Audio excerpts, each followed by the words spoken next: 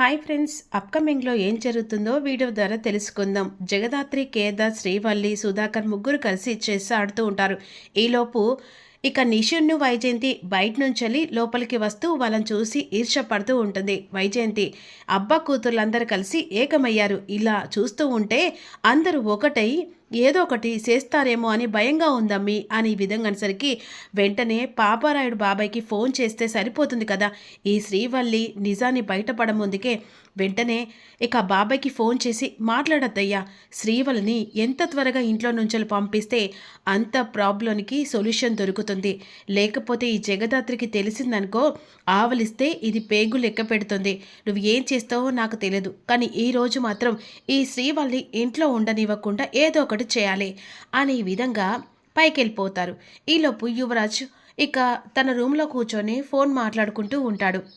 ఆ సమయంలో అరే నాన్న, ఇక వెంటనే మీ మామయ్యకు ఓ పారి ఫోన్ కలుపురా.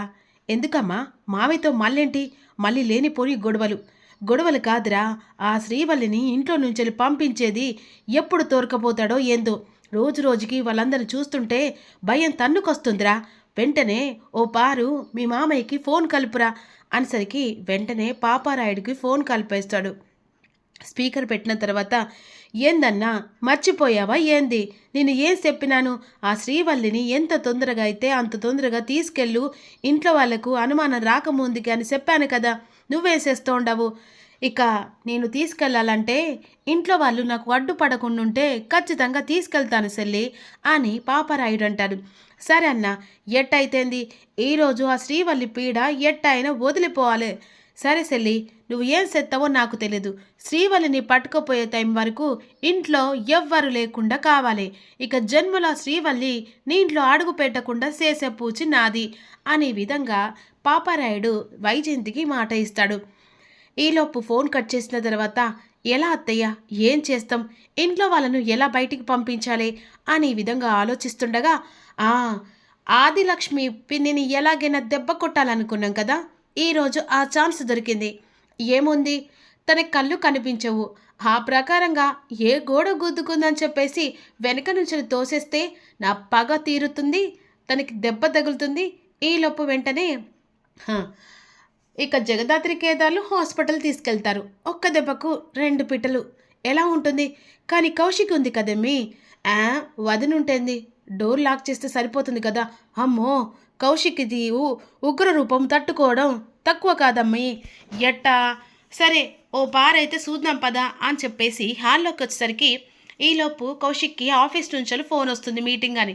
ఇక వెంటనే హాల్లోకి వచ్చి జగదాత్రి, బాబాయ్ని తీసుకొని నేను ఆఫీస్కి వెళ్తున్నా, చిన్న మీటింగ్ ఉంది, ఇక అత్తయ్యను దగ్గరుండి చూసుకో, అంతేకాకుండా తనకు కావలసిన ఏదన్నా ఉంటే చూడు. సరే వదిన అని చెప్పేసి సుధాకరును కౌశిక్ ఇద్దరు కలిసి ఆఫీస్కి బయలుదేరుతారు. అబ్బా, దొరికిందమ్మి ఛాన్సు, ఈ రోజుతో ఛాన్స్ దొరికినది. ఇప్పుడు వీళ్ళు పోతూ ఉండారు కదా, ఎట్టయింది, ఇక గమ్మున గుట్టున ఈ శ్రీవల్లిని పంపిస్తే సరిపోతూ ఉండదు అనే విధంగా అన్న తర్వాత సరే అత్తయ్య, ఇప్పుడు అనుకున్న ప్లాన్ అమలు చేస్తే సరిపోతుంది. ఈలోపు వెంటనే ఇక అమ్మ జగదాత్రి, కాఫీ కావాలమ్మా. సరే పిన్ని గారు, మీరు అక్కడ కూర్చోండి, నేను కాఫీ తీసుకొస్తానని చెప్పేసి ఇక డైనింగ్ టేబుల్ దగ్గర కూర్చుండడానికి వస్తుండగా ఇక నా చెంప మొత్తం రెడ్ పడేలా చేస్తావు కదా, చెప్తాను ఈ సంగతి అని ఇక వెంటనే డైనింగ్ టేబుల్ దగ్గరికి వెళ్తున్న ఆదిలక్ష్మి వెనకాల నిషి వెళ్తుంది. ఒక్కసారిగా తోసరికి ముందట ఒక గోడ ఉంటుంది. ఆ గోడ కనుక తలకి తగిలేసరికి మొత్తం బ్లడ్ వచ్చేస్తూ ఉంటుంది. అమ్మ అని కుప్ప కూలిపోతుంది ఆదిలక్ష్మి. వెంటనే నిషి అక్కడి నుంచి వెళ్ళిపోతుంది. ఏమైంది, ఏం జరిగింది పిన్ని గారు అని చెప్పేసి అనేసరికి వెంటనే రక్తం. వదిన, ఇక మొత్తం రక్తం వస్తుంది వదిన. సరే శ్రీవల్లి, నేను వెంటనే హాస్పిటల్ తీసుకెళ్తాను. సరే వదిన అని అనేసరికి వెంటనే ఇక పాపారాయుడికి ఫోన్ చేస్తుంది వైజయంతి. అన్నా, దొరికిందన్నా, ఛాన్స్ దొరికింది, నువ్వు త్వరగా వచ్చి ఈ శ్రీవల్లిని కిడ్నాప్ చేసి తీసుకొని పో, అది ఎట్టి పరిస్థితిలో ఇంట్లో ఉండడానికి వీల్లేదన్నా అని వెంటనే వైజయంతి ఫోన్ చేస్తుంది.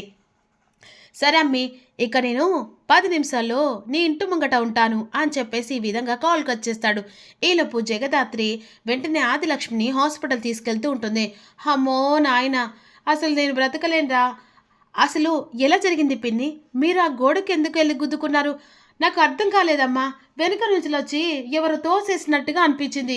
ఇదంతా ఆ నిషి అనిపిస్తుంది. నిన్న చేసిన దానికి ఈరోజు నా మీద రివెంజ్ తీసుకున్నట్టుగా అనిపిస్తుంది. సరే, సరే అత్తయ్య, మీరు కూర్చోండి. ఈలోపు వెంటనే హాస్పిటల్ తీసుకెళ్దాం. అప్పుడు జగదాత్రి ఆలోచిస్తుండగా, ఏంటి జగదాత్రి, ఏం ఆలోచిస్తున్నావు అని కేదార్ అడుగుతాడు. సంథింగ్ ఈజ్ రాంగ్, ఏదో జరుగుతుంది ఇంట్లో అనేసరికి, ఏం జరుగుతుంది ఇంట్లో? లేదు, ఏదో ఏదో జరుగుతుందని నా మనసు చెప్తుంది. వెంటనే ఇంటికి వెళ్దామా? ఇప్పుడు అత్తయ్య ట్రీట్మెంట్, బ్లడ్ పోతుంది కదా. సరే పద అని చెప్పేసి ఈలోపు హాస్పిటల్కి తీసుకెళ్తారు. ఈలోపు వెంటనే పాపరాయుడు ఇంటికి వచ్చేస్తాడు.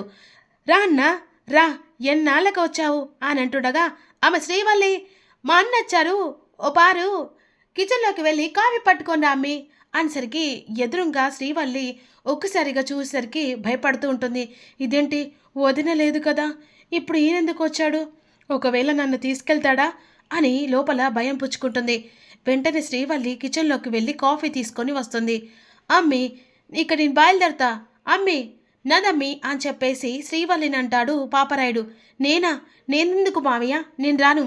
అసలు నేను వచ్చిందే నీకోసం, నిన్ను పట్టుకపోదానికి. వస్తావా రావా అని అంటుండగా, అక్క ఉన్ను వదిన వచ్చిన తర్వాత వస్తలే మావయ్య అని వెళ్తుండగా, నువ్వు ఇట్టా చేస్తావని నాకు బాగా తెలుసు అని బలవంతంగా చేపట్టుకుంటాడు.